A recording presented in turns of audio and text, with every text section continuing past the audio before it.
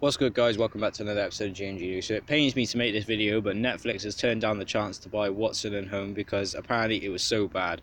So I didn't end up seeing this movie. As you know, the last three films that I watched when I was in the cinema was Into the Spider-Verse, Aquaman, and Bumblebee, and they were all really great movies.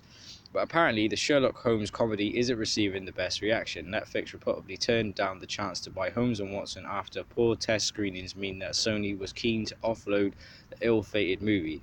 The Sherlock Holmes comedy, which stars Will Ferrell and John C. Reilly, and these two are normally pretty funny, and they're normally funny as a comedy duo, have received overwhelmingly negative reviews since it was released on Boxing Day, along widespread reports of audiences walking out of the cinema. But it now seems that Sony may have had an early indication that it wasn't going to be a hit. According to Deadline, the studio made a attempt to offload it to Netflix after test screenings in America resulted in widespread negative feedback. However, Netflix have subsequently passed on the chance to release it themselves, despite previously picking up the likes of Mowgli and the Cloverfield Paradox from Warner Brothers and Paramount. We had heard for quite some time that test scores for Holmes and Watson were so bad that Sony tried uploading the movie to Netflix, but the streamer wouldn't buy it. This is a report from a company called Deadline. So, as you can see here, here's a tweet from Alexander Lakatos. Out of countless movies these past 20 years, I have never walked out of a movie theatre until today. Holmes and Watson is by far the biggest disappointment of 2008.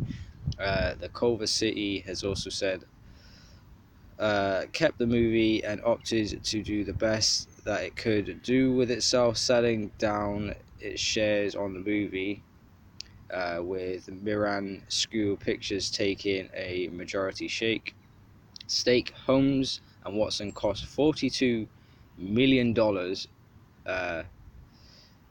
in net per the studio, and if this film has any shot of making its money back, it has to be stateside and in English speaking territories offshore, maybe Germany, which is where comedy works. Neither Netflix or Sony are yet to respond to the claims. Last week, it was revealed that Netflix is developing their own Sherlock series, so that'll be pretty cool, which will reportedly focus on the gang of street children who helped the fictional detective solve some of the trickiest crimes. So, what do you think about this? It's quite disheartening to hear that this was a really bad movie. This kind of makes me want to watch it and make my own opinion of it. But if it's that bad, I really don't want to go and spend money going to a cinema to find out that a movie was terrible. But nevertheless, I probably will watch it when it comes out on DVD.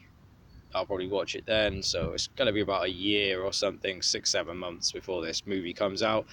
But if you have seen this movie, let me know your opinion of it. Did you like it? Did you not? Thanks for watching another episode of GMG News. I'll see you all soon. Big shout out to Yasmin, who's just subscribed to my YouTube channel.